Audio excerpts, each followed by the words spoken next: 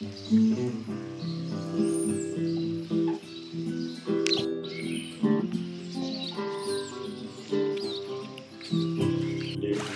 bucolic life, we have three city stripe. Horses, chicks, and dogs, they are my neighbors. I took them some city, and drove the horses in to the barn. Then time to move them out again. Red barns, green pastures, beautiful park houses. The view I see each day when I arise. This life pleases me, as it is plain to see. I'm living my bucolic life.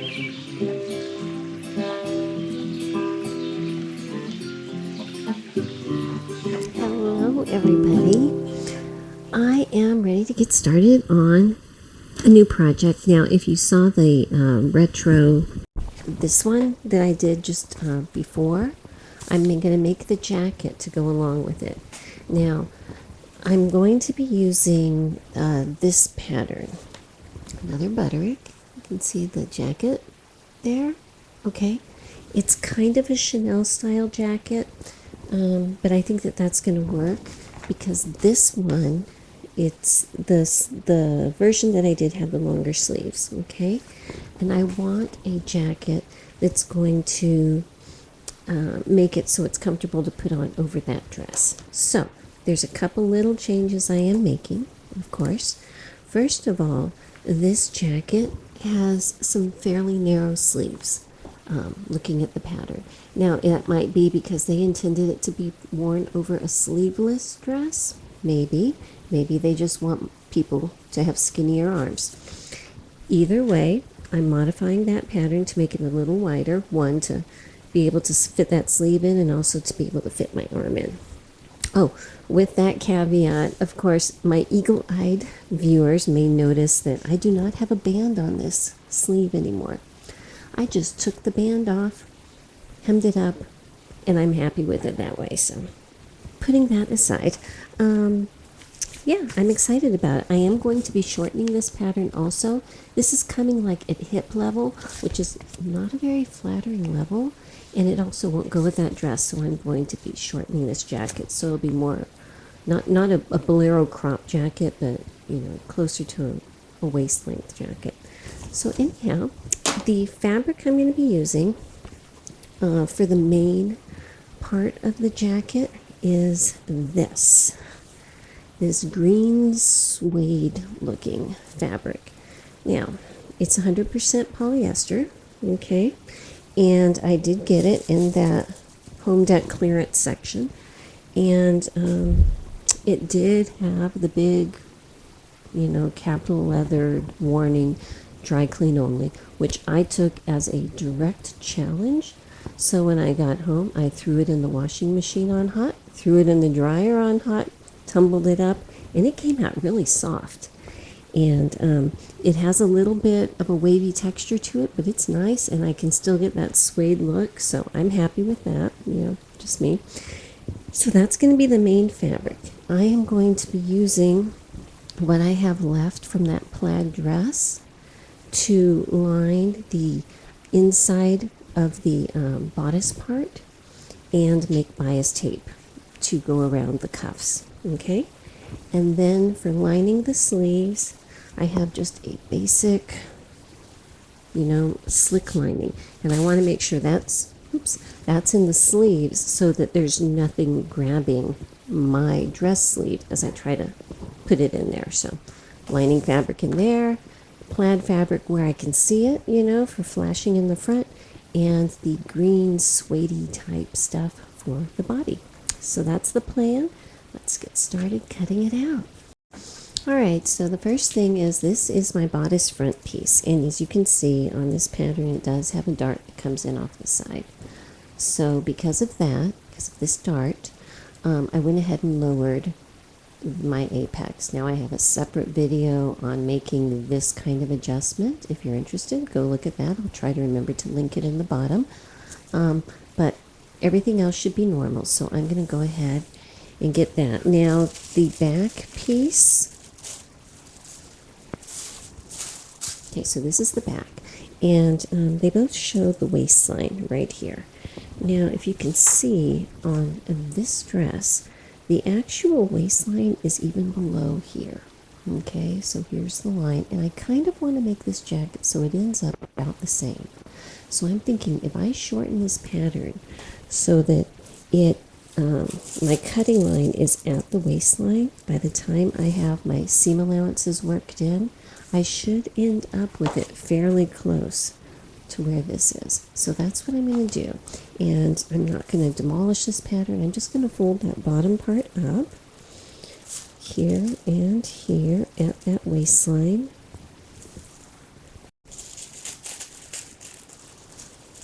Just like that.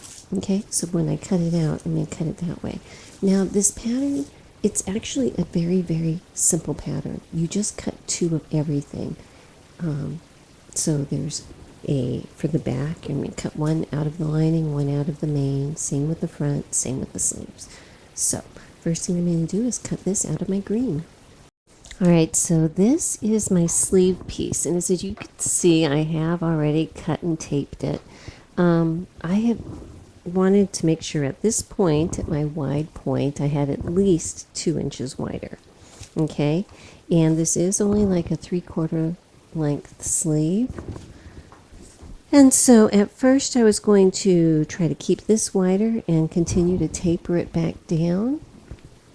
But I decided because the sleeve is so short, to keep it wide here and angle it back down here would make it too angular. Plus, a wider sleeve isn't a big deal for me all the way down. And so basically what it is it's just flat. It's not angled. These sides, there you go. These sides are pretty much just straight up and down. And I think that's fine. It's going to give me a little bit of a wider opening right here. But I think that will be just fine and kind of consistent with the style of the dress. So I'm going to go ahead and cut out a set of sleeves. Even though I made all those pattern alterations, modifications and stuff, following the directions should still be the same because just slightly shorter or slightly wider, but everything else should be the same. So with that in mind, what you're basically doing is making the outside and making the inside and then joining them together. So everything that I'm going to be doing with my outside, just assume it's the same unless I tell you otherwise. But I probably won't show you both, okay? So the first thing is working on the front piece, and you have to make the dart. One thing I want to tell you right off, this green, it's not going to fray. It's just not. So I'm not going to be serging around the outside of it at all. And the lining fabric, even though it might fray, it is going to be completely enclosed in that lining, so I'm not going to be serging it either. So, but the first thing I need to do is transfer all my marks. And so I need to punch out my circles, which are down here, and for the sleeve placement, if I can pick this up. So the size that I cut out is 16 on this section, it's the largest. So what I do is using my hole puncher and my scrap of leather, I'm just going to punch these out, and I'm going to put my markings on the wrong side of the fabric. So this is my front piece, so I'm just going to lay it down, and using my heat erasable pen,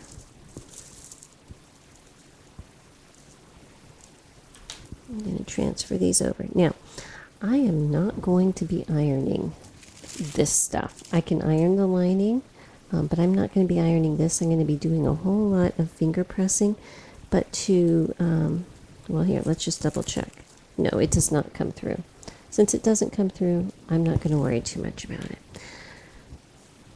But for the marks that I do put on my lining pieces, when I iron them, this pin will disappear. So there you go. So I'm going to do transfer my marks onto all 4 pieces, the front, the fashion fabric, and the lining. And then I connect my dots And, just to be safe, I'm going to use chalk. This is a roller chalk pen. It's got a little wheel, so it's pretty accurate. And that way I can make sure it's not going to bleed through. Okay.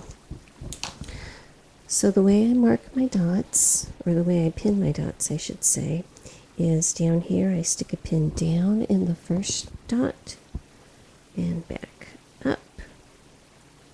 There you go. Up in the second one.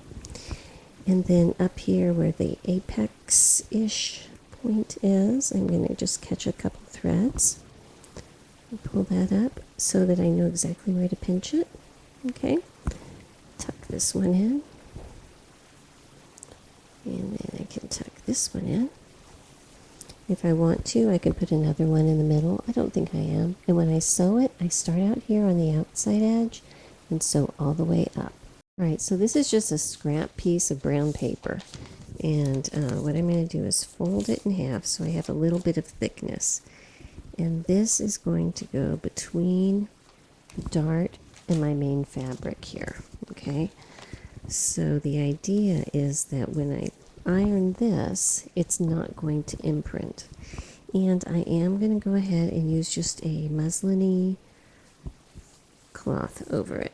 Just because this seems to want to melt easily. And this should make that better. So with that, I'm not pressing down. I'm just kind of holding the iron there for a moment. Let's see if it helped. Yay, okay. So you can still see a little bit, but that's just because of dartage. But it might be hard to tell on the camera, but you actually don't have a exact line there. It's a softer edge instead of a chunky crease. Okay, so this is the other front piece, and I ironed it with this. And you cannot see any of those marks. I think the other one you saw just because I had ironed it the first time without it. So, my bad. But when you do it with the little craft paper in there from the beginning, it looks perfect. So that's my plan. So instead of stay stitching it, I am once again using this that I purchased. Okay, so the way that I put on my stay tape in a rounded neck, because this is woven, so it's not like it's bias that's going to bend, it's just straight, is I get it started, hold it down with my iron, and turn my tape a little bit, move my iron. It puts tiny little pleats into the tape, but that doesn't bother me. It holds it really well, so there you go. All right, so I'm going to start working on the back piece here, and it's very simple. The only thing I really need to worry about marking is this dot right here, which is the one that's a sleeve placement mark. Other than that, everything's the same. Now, as I was cutting that out, I actually changed my mind, and I am doing the lining fabric for the lining in the back instead of the plaid. It's not going to be seen, it's not going to be visible, and I figured that's going to be actually a little bit more comfortable to put on also. First thing I need to do is put my stay tape around this neckline. So let me go do that really quick. Alrighty, so now I am going to be sewing my lining to my lining fronts to my lining backs. Now, I put my woven stay tape on here. It's going to blend very well actually. So it's actually on this side. So this is my right side. So I'm going to put my right side down. And on both these sides, I'm going to be sewing up here at 5/8 inch my shoulder seam and then press it open. And also down here on the side seam, I'm going to sew that at 5/8 and then press that open also. So what I'm going to do is that for both sides of the lining and both sides of my green fabric. Right, so this is what we have so far, and I've just placed it on here and just placed the lining under it just to get an idea. about the total length that we're dealing with, and I think that is just about right where I want it to go with that dress. And you know what? I think that this will actually be cute with jeans or something like that too. So anyhow, that's what we have so far. Now I need to start working on the sleeves. Okay, so this is my sleeve top. Now the first thing I'm going to do is make sure I mark which side is the back. The one with more notches is always the back. The one with fewer is the front. This is the back side. So I'm going to go ahead and put a letter B on that little tip right there so I don't lose track of things. Now I'm marking it on the wrong side, so since I have that B placed, I can go ahead and make sure I'm putting the back part to the back part. Oops, pin cap, that's what it is. And I can go ahead and mark where these 3 circles are. Now, there's not very much space between here, but this is where we're going to be easing this sleeve cap in. Normally I do the finger crimp thing up here, but because this fabric is so thick, I am not too confident that's going to work.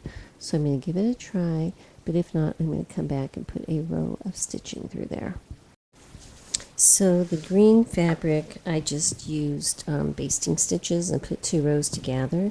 This lightweight lining, I'm going to crimp it with my fingers. So what I'm doing is setting a fairly decent stitch length, not a basting one, but not a tiny one.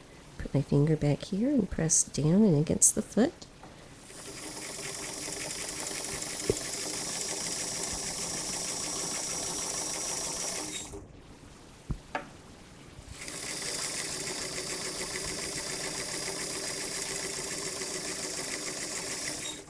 Okay. So pull this out. And up here you can see what that does is it works a lot of ease into it, and it's just enough so that you can set a nice cap sleeve. Alright, so now I need to sew this seam, the sleeve seam here. And I just want to show you one other little thing. Remember I put my letter B when I was in the middle. I put a letter B on both sides in the back.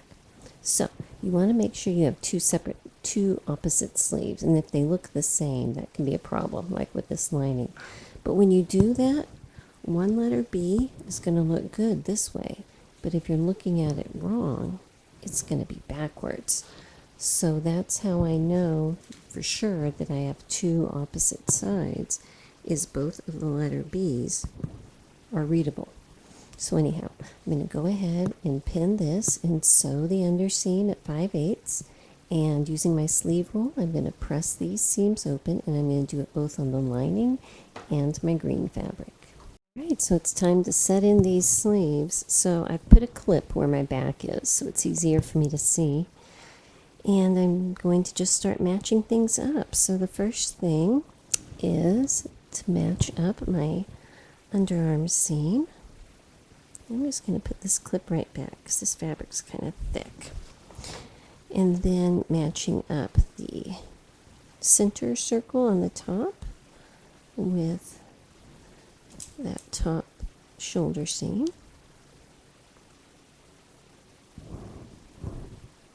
Okay. And then these little side dots here, and that's going to hopefully give me just a little bit extra so I can ease the sleeve cap in. I'm going to stick a pin on this side through this hole and on the garment, okay? Just to tell me exactly where that's supposed to match up.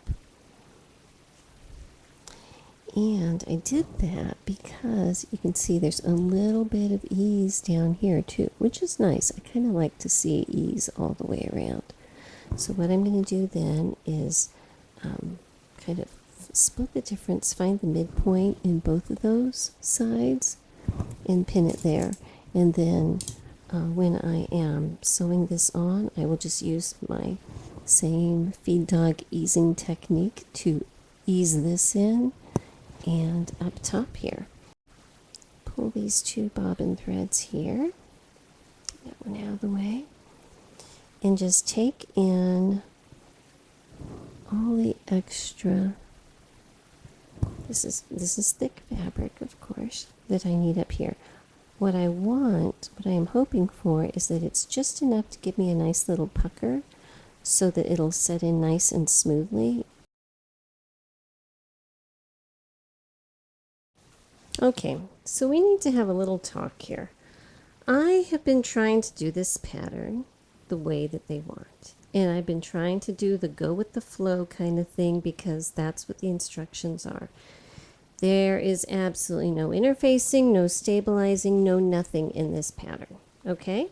Now, with the understanding that this stuff here, because it started out as a home deck fabric, super stiff, I washed it so it's a little softer, but it's still substantial fabric, okay? It's still not right. So, here's two sides, this side and this side, all right? This side, well, two things first. First of all, the way that they have you ease the sleeve in, it's going to pucker. They're trying to, for a smooth topped jacket, they're trying to get you to ease too much fabric into a small area, and I've done it the best I could up here, but I have this tiny little pucker. I hate that. I'm going to take it out. But I want to show you another thing. This side here, I unpicked it down to about here, and I eased all the fullness in from this point over, which is going to give me a much smoother top. Okay? But still, because there is absolutely no stabilizer, no nothing in here, you have no structure. So I have a random shoulder pad that just lays around my sewing room for fun, and I stuck it in there. So that's going to give me a better shoulder. All right, this side has none. I have gapiness, I have no shape. So I'm going to put shoulder pads in, okay? And all this you need to do before you finish it and put the lining in. So in addition to that, what you want, or I should say what I want, obviously it's not what they want in the pattern, but what I want, I like my sleeve head to have a nice shape to it, okay? I don't want it to collapse in on itself. And over here, theirs with no shoulder pad and no nothing, it is a shapeless falling in kind of mess.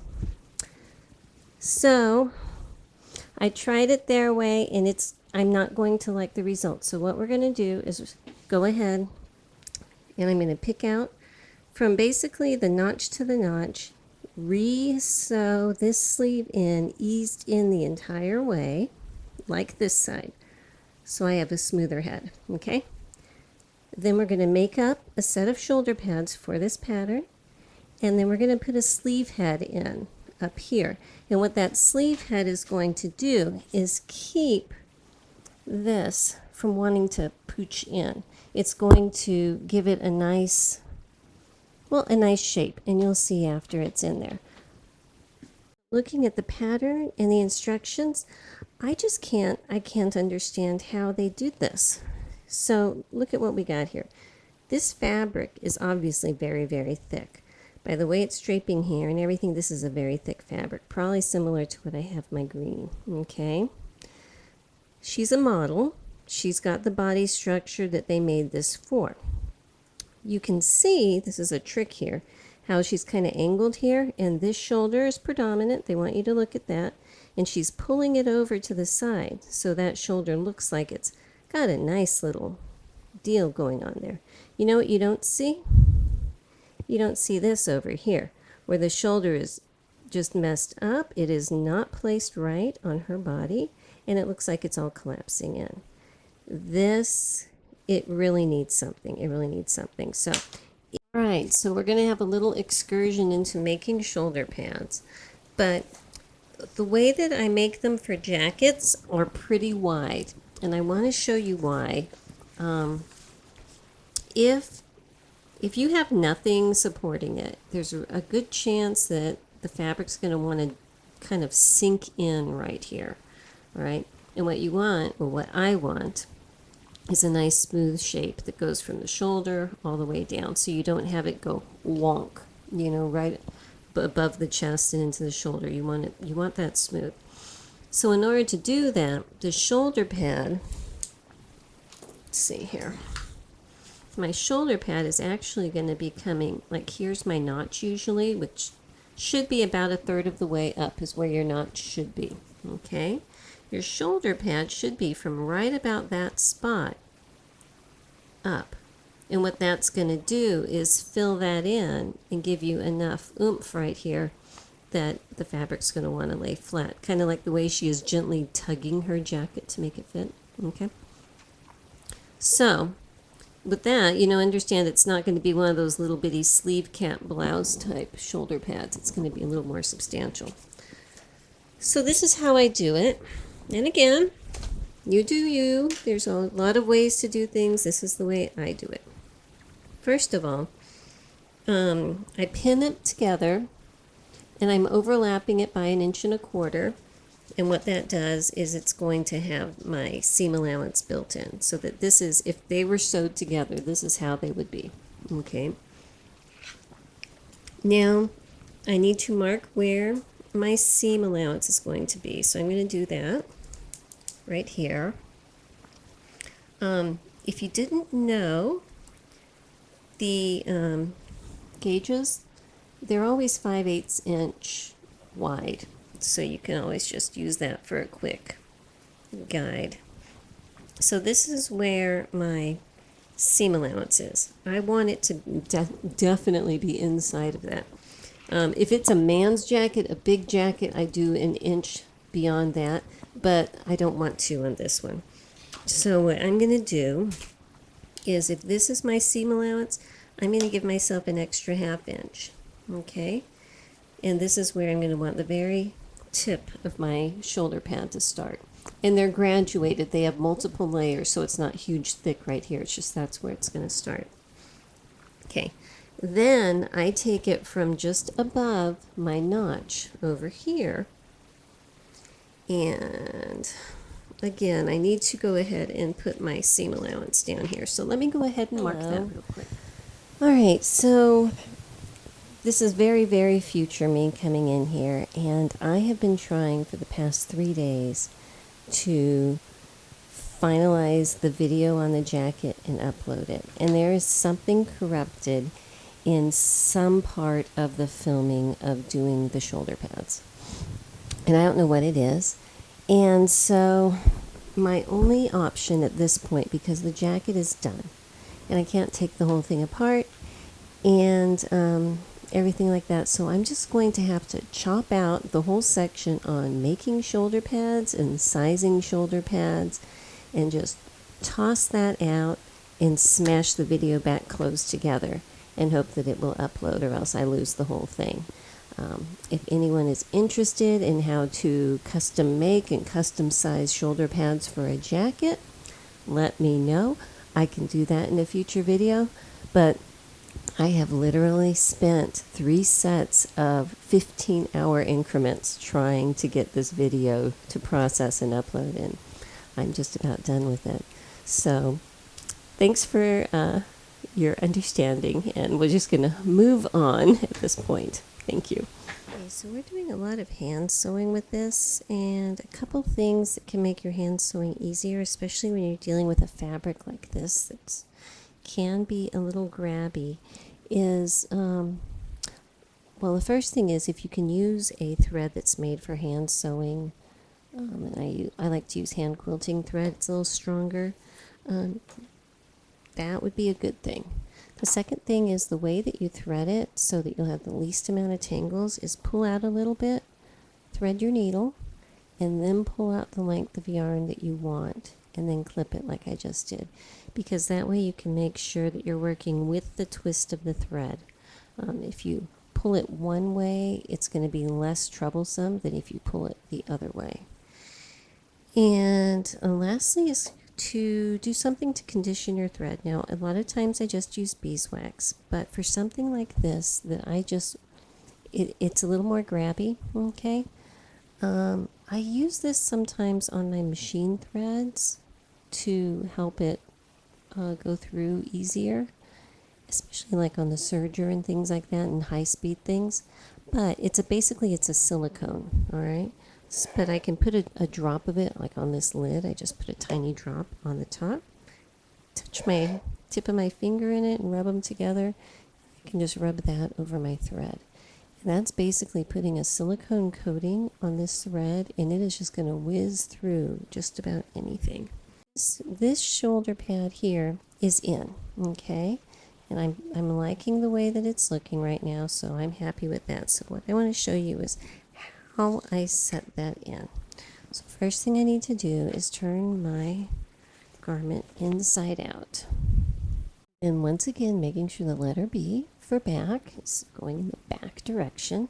I'm going to line up this line that was my shoulder seam with the shoulder seam here. And just this extra bit of the fabric or interfacing that you use to cover your pad, that goes into the seam allowance. Let me just stick a little clip right there. Now I start here in the middle and I go down one side, and then I come back and I go down the other side. And so the way I do that is I'm only sewing in the seam allowance. And so I'm basically going to come in, well, let's just take 2 to get started with here, a little stitch like that. And I'm doing them this way, just like every 3/4 inch or so, or maybe something like that. You can see it curves up, all right? And when I'm sewing it on, I'm going to have to like kind of curve it the opposite way. So what you can do is just very gently curve it around with a couple clips. Now you can move these clips as you go, adjust it as you go. Okay, so I'm just going to get down to these little points and just tack them in so that they're not going to fly up and bother me. Now, with all of this stuff in here, I am not going to be able to machine wash this jacket, but that should be okay. I think at the worst I can hand wash it, then just hold it, hang it up to dry, and I think that would be fine. So I have this side done, okay? Now I'm going to come back to the center and start this side. So I'm going to go ahead and put a clip over here just to gently hold that in place while I stitch the same way, doing the longer stitches like that. Okay, so with this part done, now what I need to do is come back up here, and in just grabbing the seam allowance part, not all the way through the fabric, but just through the seam allowance, just take a few stitches just to anchor that in place.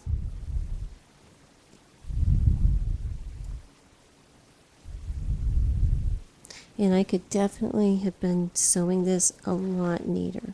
I guarantee I could do it a lot neater if I wanted to, but you know what?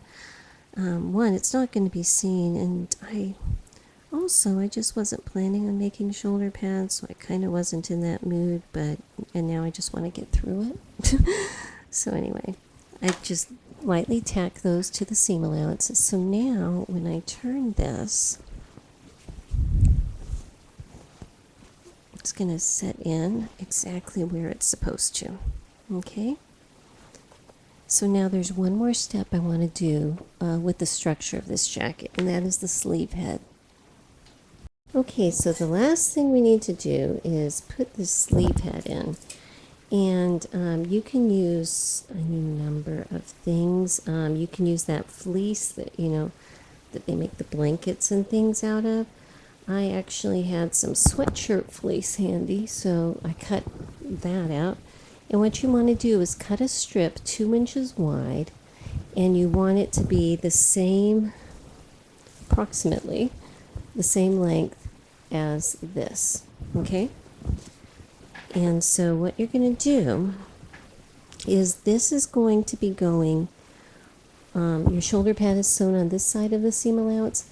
This is going to be going on the other side. Future me here. And I was laying in bed last night, feeling really good about it. All of a sudden, my eyes flew open, and I realized I had sewn my sleeve headband in upside down. So I'm going to go ahead, redo this part, edit it in, and then I'll see you again later. So here we go. Okay, so here's your seam allowance. This is your sleeve. This is the shoulder, okay? And your shoulder pad is sewn on upside down here. So the seam allowance is sandwiched between this and this. Now, the shoulder the shoulder pad sticks in this way.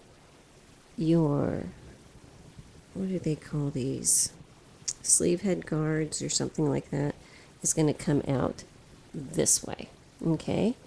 Now, a lot of times they put them, what I do is I fold it about 1/2 inch down. Again, this is about a 2-inch wide strip.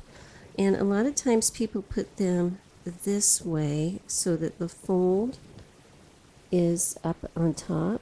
I kind of like putting it this way, okay?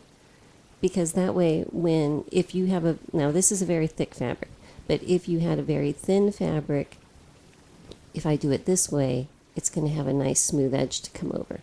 If I put it on this way, there's a very slight chance, honestly, but a chance that it can take a step down and then go over. All right, so you'll see it both ways, but I am putting it this way so that my little folded edge is underneath. And so what I'm going to do is start it down here and just put a couple little clips just to loosely hold it in place, kind of bunching it up to make it fit here, just to get it started. And then I'll take those clips off as I sew. So let's go to the machine and I'll show you. This is the seam, and I'm going to be sewing right here, so just inside of it, about 1/8 of an inch in on top of my little padding. Make sure nothing is overlapping. Now, if I catch some of how I sewed my shoulder pad on by hand, if I catch some of that, that's all fine. It's just going to be extra security to hold it on.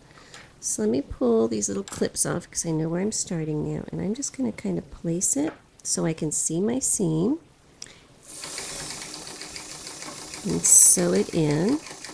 So it's about 1/8 of an inch in, so you can kind of see it right there. Okay, so this is what it looks like sewn on. So before I walk away from it, I want to take these edges off here and just kind of gently round those out. And I'm feeling a lot better about this. So while I had it at my sewing machine sewing this on, I went ahead and ran a second row of stitching underneath here and made a few clips just to open that up a bit. And I think this outside part is pretty well done. So if this was any other regular fabric, what I would be doing is putting this over my ham, like say my fist here is my ham, and steam pressing it so I get a nice edge here. But because this fabric being what it is, I'm just going to kind of smooth it with my hand and hope for the best. Now, the last thing is, in the instructions, they want you to press the seam allowance towards the neck. Obviously, we're not doing that. We're leaving the seam allowance towards the sleeve, okay? Otherwise, all of this stuff we just did is going to get screwed up. So all the seam allowance goes towards the sleeve. And now I'm going to go ahead and put it on my dress form, and we'll see how it looks. Okay, so I am feeling a lot better about this. I don't have anything sinking in right here. I have these shoulders looking nice and smooth. They don't look like linebacker shoulders, but they look nice and smooth. My sleeve caps are a lot firmer. They're not wanting to just collapse in, which is nice. Now this is going to be bound off and everything, so hopefully that'll take care of that.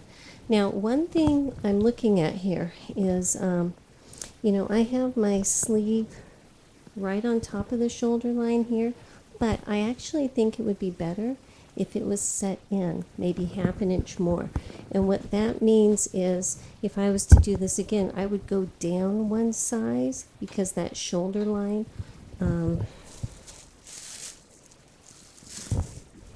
if you can see here, the shoulder line is set in for each size. And if I was really feeling up to it, I would have at the point before we started putting all this stuff on, I would have moved it up, but you know, it's fine for what it is, especially with the structure in there.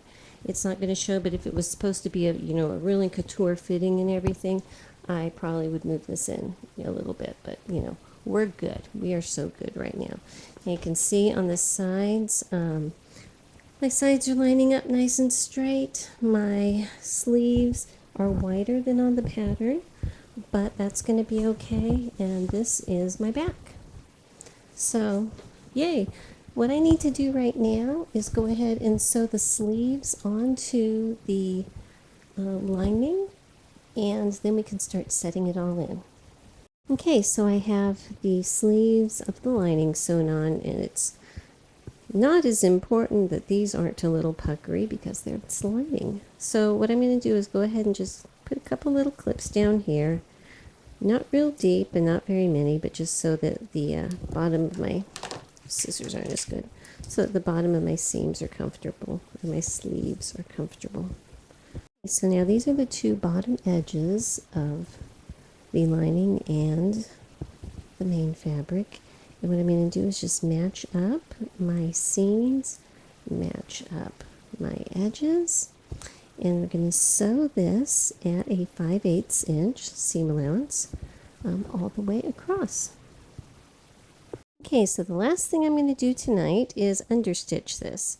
So I have my seam allowances. I'm pressing towards my lining side, and I'm going to come back and I'm going to understitch it about 1/8 of an inch in all the way across, right down here. We have so far, and I really like the way that these turned out. I think that's a much better shape. And I just have, this is, remember we sewed it and understitched it, so it's going to lay nice and flat.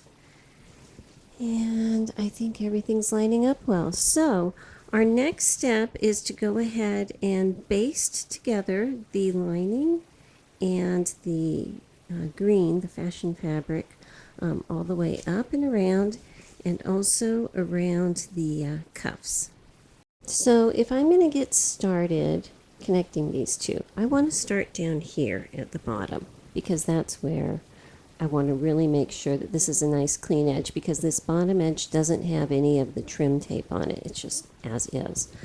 So I'm starting there, and because, where am I? Here. Because it's understitched, I have it rolled in. This lining piece is not going to match up exactly with the green up here. So that's another reason I want to start down here at the bottom. And so what I'm going to be doing, dropping my pens, okay.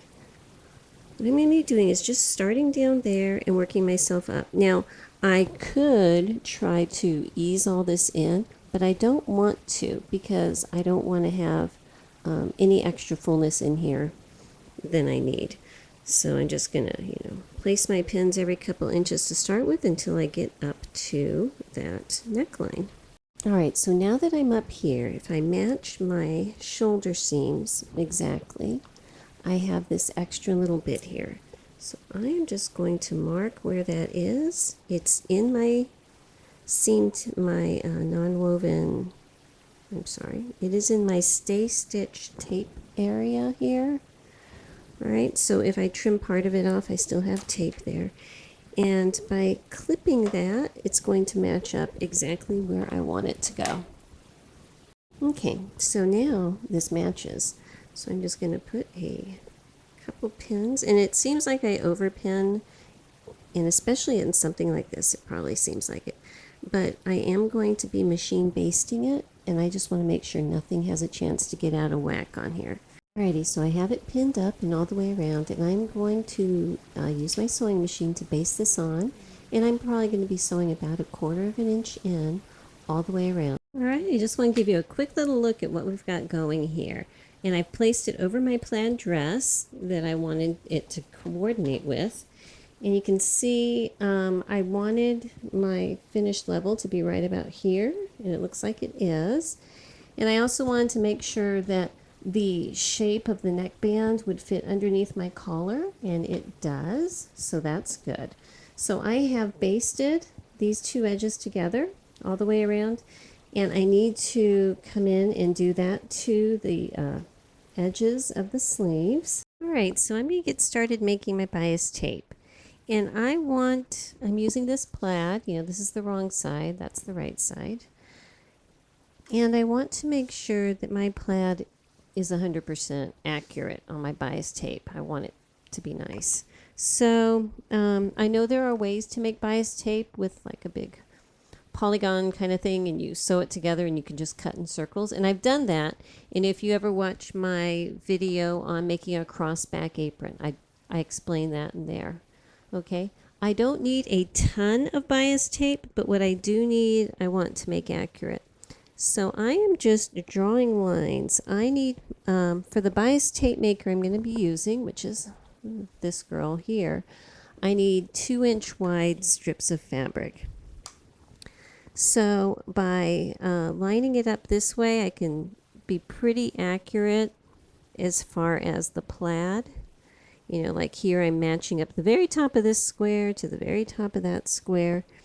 And so things like that. All right, so I want to show you how I'm joining my fabrics for my bias tape. One piece of tape down and cut it at a 45-degree angle, which is pretty easy because my plaid's already there. But if not, measure so it's 45 either on your chart or something. So then what I need to do is take the one I'm going to be joining it to, which is this one, and I don't want this to show, so I'm going to cut that selvage off. But let's say, here, just for fun of it, let's say this is just cut flat like that, all right? What I would do is lay this on top of it, making sure that my top lines are nice and flat. And then let's pretend this is not plaid, so I don't have lines there. I could just mark where that 45 should be and trim it. So then to sew it together, knowing that these two are going to go together, what I do is I take this one and flip it up, and I'm going to be sewing it at a 1/4 inch seam allowance, which means that the little tips are going to be peeking out, but that's okay. Oops. So I'm just going to stick one pin over here and one pin down here, so that when I sew it at a 1/4 inch, it's going to go right through here, and then I can open it up and press these seams open, and I'll have a nice continuous strip of bias tape. Okay, so using my bias tape maker, I want to make sure that I'm getting a nice crisp edge on this, so I am actually going to put a light coat of starch on my fabric before I pull it through the threader. So I'm just going to spray it, and again it's just plain spray starch. Put my iron down, pull a little bit, just like that, work myself down, and when I get to the point where it's dry and there's no starch, I'll shift everything up and start over again. I'm going to do that for the whole strip. All right, so we have single fold bias tape once I'm done using the folding machine. But what it calls for is double fold. And double fold has one edge longer than the other edge. And the way I make single fold into double fold is I open it up and tuck one of these folded edges inside the other one. Take it up to that line, and then I press it. Okay? So that then when I pull it out and lay it down, you see where it's peeking out right here? One side is going to be just a 1/16 of an inch or so shorter than the other side at a standard rate all the way down, and it's pretty easy to do. So I was just reading a comment on my plaid dress, and I had to laugh. It was like, you sew so fabulously, but why do you choose such bizarre fabrics? I'm paraphrasing here. And I had to laugh because I do, honestly. That was cat hair, just ignore it. But let me try to explain. First of all, I live in the middle of nowhere, okay? And in the past, I have not had a lot of success ordering fabric online. So there's that. I like to see it. I like to see it in person. And with that, if I drive an hour and a half in one direction, I can hit a lower end Joann's store with, Joann's, they have different types of stores. The big cities, big populated areas have really great stuff, and then it tapers down until you have like the Dollar General of Joann's in smaller places, kind of. But anyway, no offense to Dollar General, I shop there too. But it's picked over. Now, I try to buy natural fabrics where I can. I like cotton, I like linen, I like things like that.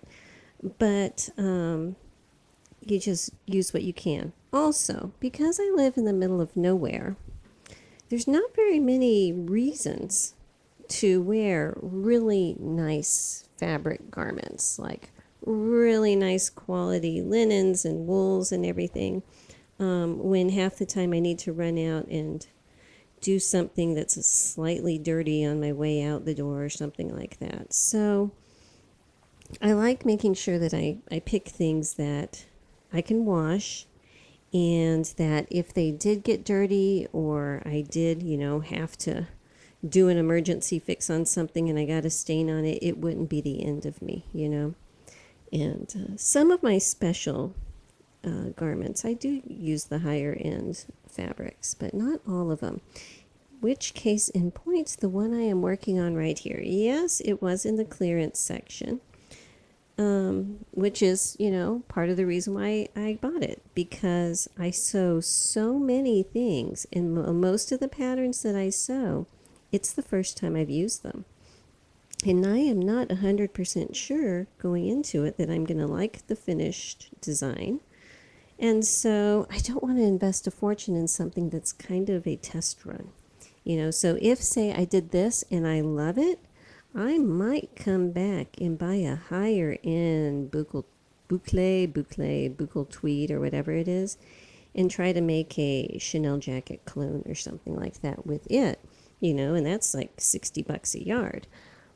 But for a first time run through on a pattern, using something that was about $4 or $5 a yard is a win to me. So, that's kind of a very long answer to a question, but why I use the fabrics I use. So anyhow, back to folding bias tape.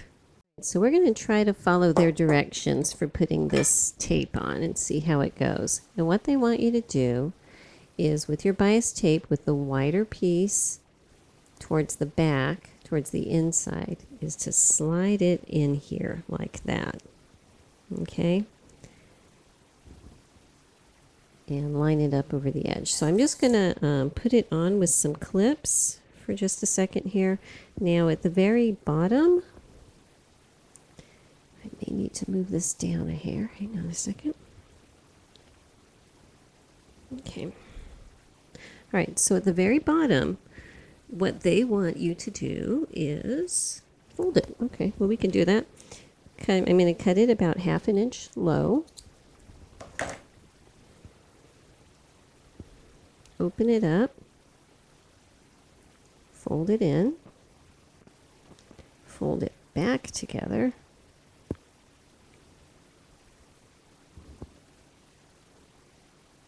and pop it around the edge. That's what they want. I'm not too sure that I like that. I'm just going to leave that for right now. I'm going to come back to it.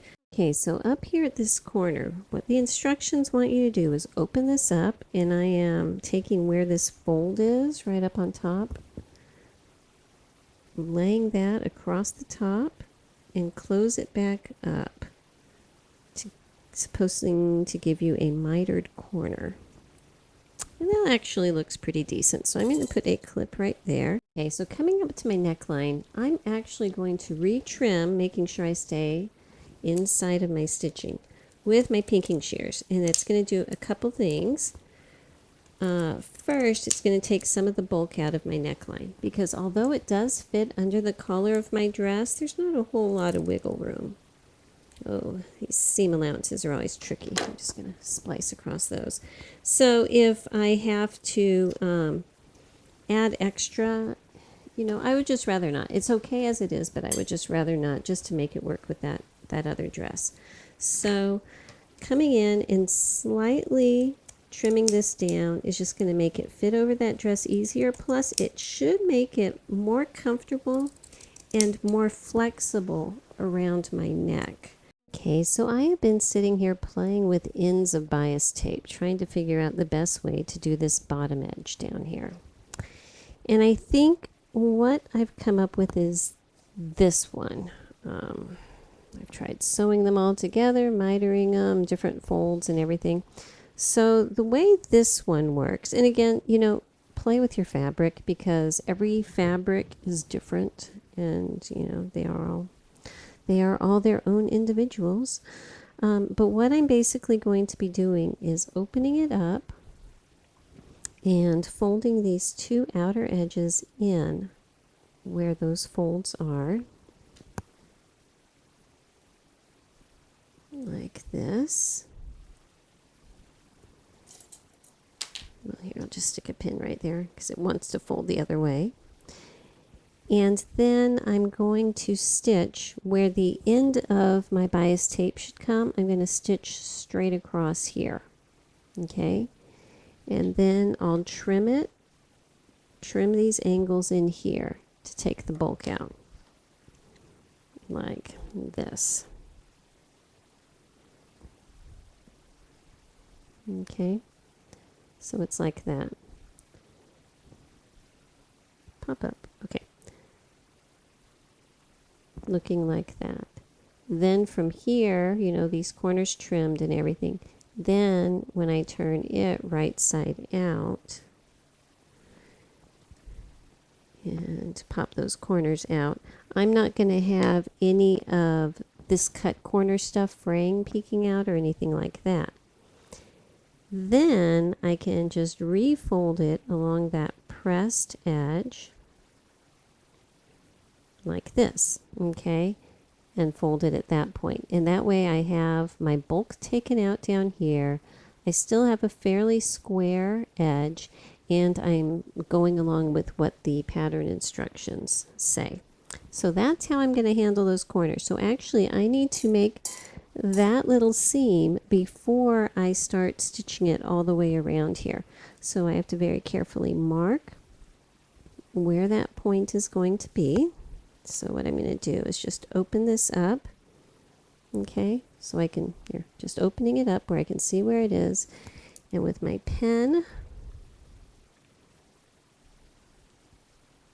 carefully placed, and with my pen I can just draw a line that's where my seam needs to be. And I'm going to do that on both sides and fold it and sew it the way that I showed, and I'll be right back. Alright, I just want to show you one little thing I'm doing because this mitered corner, it's going to want to bounce off. And I just don't feel like dealing with that, so I'm taking a little bit of stitch witchery. And with a pin, I am just going to wedge it in there so it's not seen. It wants to be seen, so it is not seen. And hit it with my iron.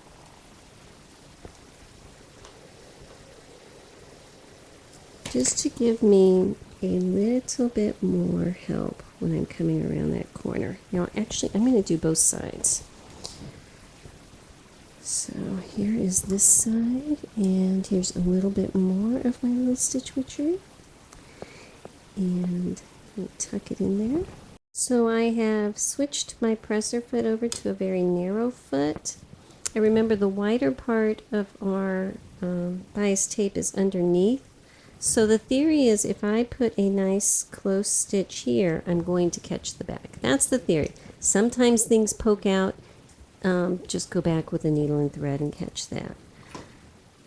So to make sure I don't get a little rat nest to start with, I'm going to hold these threads in the back while I take my first couple stitches. This is very thick right here. Back it up a couple. Alrighty, and we are off.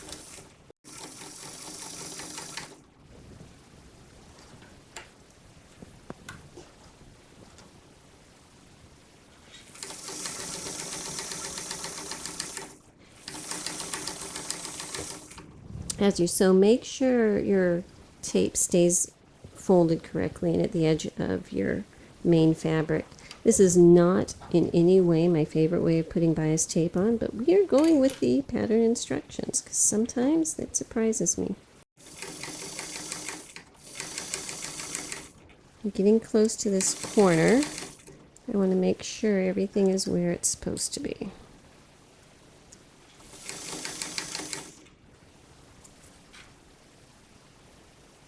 So I'm going to just stick this little awl just straight down here and try to hold it in place as I get close to it.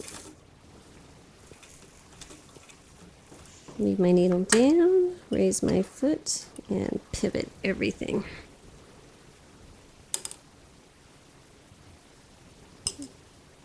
Everything is still good. And continue. All right, so that's my process. I'm going to go all the way around, and I'll see you on the other side.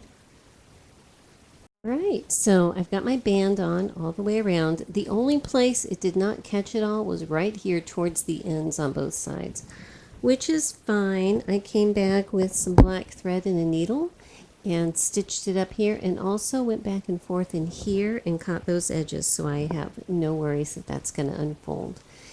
And double checking, my stitch witchery deal is holding this corner so tightly, I'm not actually going to be going back with a needle and thread and reinforcing that. I think that it's going to hold between these stitches and that stitch witchery fusible there. So what I need to do now is finish the sleeves. Now I've done this sleeve already, so you can see here's the outside, here's the inside. Now the directions want you to do here. On their sleeves, what they want you to do is basically butt up one folded end of bias tape to another butted up folded end of bias tape. And I don't like that, so I did it a little differently, and I want to show you how I do it. So first of all, I'm going to take some clips and my bias tape, and I just serged my lining to my fashion fabric here because this lining was starting to fray like crazy. So I wanted to make sure I got that taken care of. But anyway, just to get an idea of my size of my tape, what I'm going to do is just place it on my sleeve all the way around. So at this point, my one end has met up with the other one. Now I want to overlap that, by at least 3 inches. Okay, so let me pull this clip off. So you can see this way that I am overlapping them quite a bit. And about 1.5 inches in, about midpoint of that overlap, I want to mark where those 2 points cross. And I'm just going to stick 2 little pins, one on each side, because this fabric is so busy. It just doesn't want to be helpful. Okay, so I have that. That is the point. When these two overlap each other, that's the point where they need to meet. Okay. So let me just stick a clip up there and pull the rest of this stuff off real quick. Okay, and I'm going to go ahead and trim off, give myself a few inches and trim off over here. All right, so similar to the way we joined it in the first place, these two need to overlap going this direction, all right? So the first thing I want to do is mark where this is, okay, my cutting line. And it's going to be along this edge because at a 45-degree angle, if I start here and I'm following, if you didn't have a plaid, you just take this 45 degrees this way, okay? On this piece, my plaid's going the opposite direction, so that's not very helpful, but I'm just going to lay it on my chart right here. And I can tell this is my 45 degree here. Whoops, sorry, almost did the wrong thing. Here, just let me move it over this side. Can you still see? Yes. All right, so lining up that matching point here. I'm drawing it up that 45 degrees. Okay, so now I have, those are my stitching lines. So now that I have that, I can go ahead and continue it on this side and on this side. Well, it's pretty easy on this side because it has the plaid. Now what I'm going to do is, remember we do a 1/4 inch seam allowance, so I'm going to trim about a 1/4 inch off the short ends of these. Okay, so now we have these two edges. And just like the other one, if we were to come together this way, that's how they should be sewn. So this one, just like the other one, I'm flipping up at 90 degrees, and that's going to give me the way that it needs to be matched. So the thing you want to make sure of is that your folded edges are together. So my folded edge here needs to match up with this folded edge, and they're about a 1/4 inch in, and it should work pretty well, hopefully. And the same on this side. Stick a little pin. Let's see if you can see here. If this is my fold line here, okay, I'm going to stick my pin. You can kind of see my stitching line mark through there. Through my stitching line at that fold to this one, which is the stitching line there on that fold. Okay, so now I need to go to my sewing machine and sew this straight across at a 1/4 inch seam allowance. Okay, so now it looks like this. So when I fold it open, we're going to have two little corners that are going to be sticking out. I'm just going to trim those off on each side. So that. And then go back to my ironing board and press this open, or I can just do it with my thumbnail like that. Refold these as they should be. And at my ironing board, I'm going to repress this whole little intersection here so it's lining up the way that the others are, making sure you know that one side is peeking out below the other side. So now what you should have is a ring of bias tape that is exactly the size as your sleeve. And when I'm putting it on, I try to make sure that a place where the bias tape is joined is not in the same location as where I have a seam in my fabric, because that tends to just make it a little more bulky right there than I want it to be. So I'm going to go ahead, make sure that I have it on the right way, and I don't. I need to make sure that the side that's lower is on the inside of my fabric, or inside of my garment. I almost pinned it the wrong way, so I'm going to go ahead and pin it all the way around, come back and sew it again, just like I did this one, right at the edge.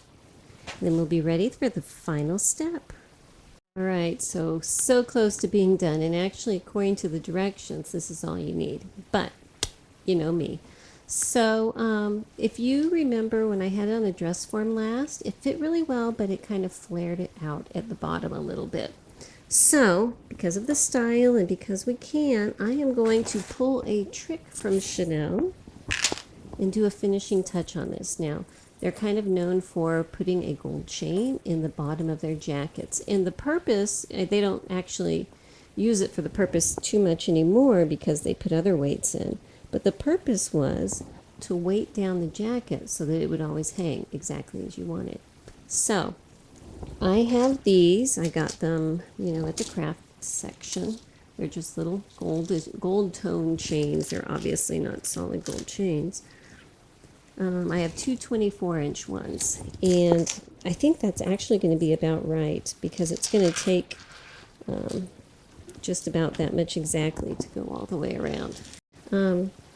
Got my needle threaded like I do for buttons, where I put the two tail ends together, and I am using a fairly substantial extra strong hand quilting thread just because this chain is pretty heavy. So I'm making sure I don't go all the way through to the green fabric, and I can just put my needle through that loop and pull it. I'm going to cut in the chain link there. Okay. I'm trying to place my chain so that it is above, maybe by 1/8 of an inch or so, this understitching line. Okay. And in the links, there's a little place right here. So I've got that one, and I'm going to try my best to kind of confine my stitches underneath those links so that it doesn't show very much. But if it does, it does. You know, we will survive.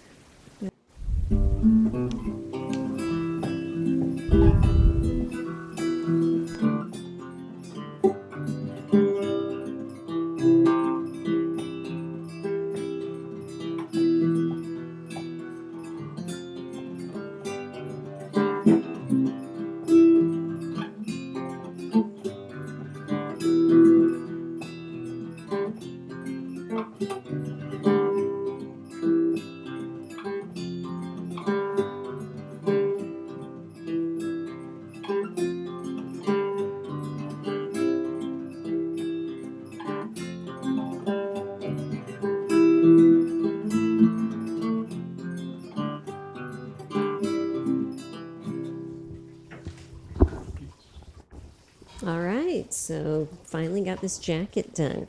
And I've modeled it, well, not modeled it, but I've displayed it on the dress form on the plaid dress. So you've seen what that looks like.